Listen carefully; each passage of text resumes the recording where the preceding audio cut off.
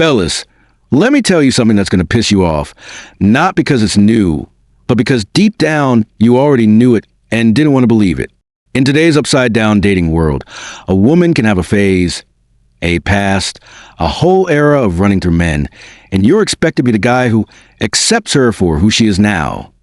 Meanwhile, if you so much as say you prefer a woman with low body count, you're insecure, misogynistic, or worse, not a real man. This video is not for the simps or the spineless. This is for the men who've been lied to, guilt-tripped, or emotionally blackmailed into accepting what they truly didn't want, just to avoid being labeled a villain. So let's break it down. Point 1. Her past is a choice, not a mistake. Don't let her rebrand it. Let's stop pretending women accidentally slipped into a high body count. No. Every man she slept with, every night out she got wild, every entanglement was a choice, a calculated decision.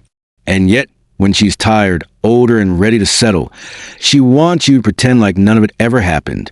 She'll hit you with the classics. That was before I knew what I wanted. I had to go through that to become who I am. The past doesn't define me. But here's the problem. The past does define us.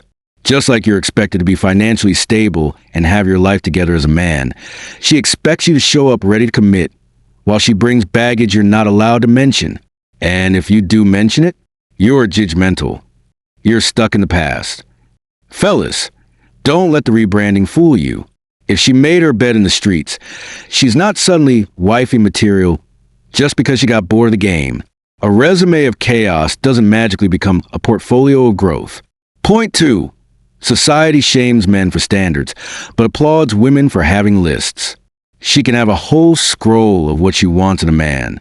6 feet tall, 6 figures, no kids, fit body, emotional intelligence, God-fearing, but still hood enough to protect me. And no one bats an eye. That's knowing your worth, right? But the moment you say, I don't want a woman who slept with 50 guys, suddenly you're toxic. You're objectifying women. You're not evolved. This double standard is destroying real relationships. Because women are allowed to be picky, but men are shamed for being selective. Let's be honest. A man who's worked hard to build himself doesn't want a woman who's been ran through and is now looking for a reset button. And no, you don't have to apologize for that. That's called having self-respect. But they'll twist that too. Real men don't care about body count. Only insecure men ask about the past. Let me say it clearly. No, brother, you're not insecure. You're aware. You're aware that a woman who treated intimacy like a handshake doesn't magically become loyal because she hit the wall. Point 3. She'll call it empowerment when she slept around, but toxic masculinity when you say no. The modern woman has mastered the art of repackaging self-destruction as self-love. Sleeping around? That's owning her sexuality. But the moment you draw a boundary, say you want something different or worse, say you don't want her at all, you're the bad guy. She'll accuse you of being fragile, afraid of strong women, or unable to handle a woman with experience. Let me ask you this. Would she marry a man who spent his 20s broke, homeless, addicted, but now wants a fresh start? No, she'd call him a bum with baggage. So why are men expected to ignore red flags? Just because hers are emotional and sexual rather than financial? Her past wasn't empowering. It was a series of emotional hits, false validation, and regret dressed up in Instagram captions. The empowerment narrative is a lie designed to shield her from accountability and manipulate you into silence.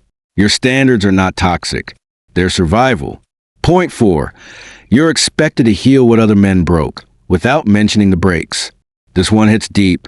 She's been cheated on, lied to, ghosted, gaslit, abandoned.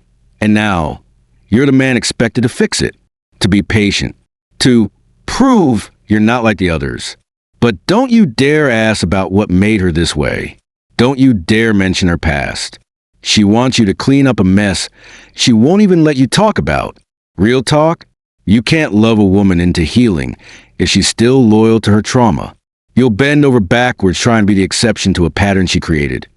And when she leaves, she'll say, "It's not you, it's me." Of course it's her. It's always been her.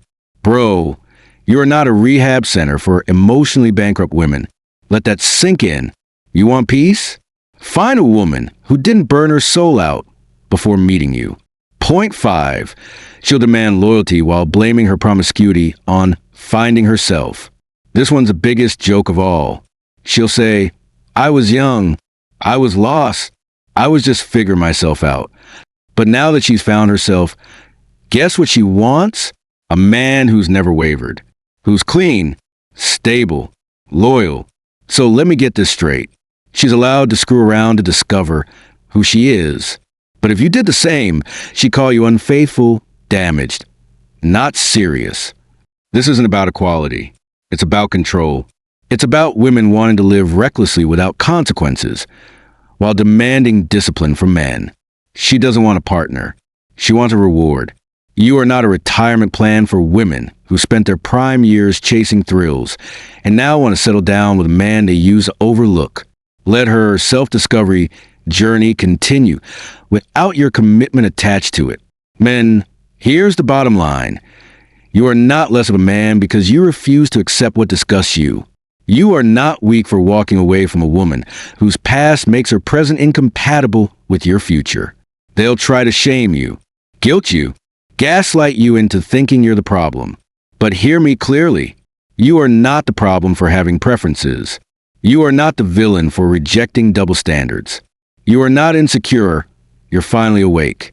If this hit you in the gut, if you've been through it, or you're finally seeing through the lies, subscribe, like, comment below with your experience, and share this with every brother and son who needs this truth.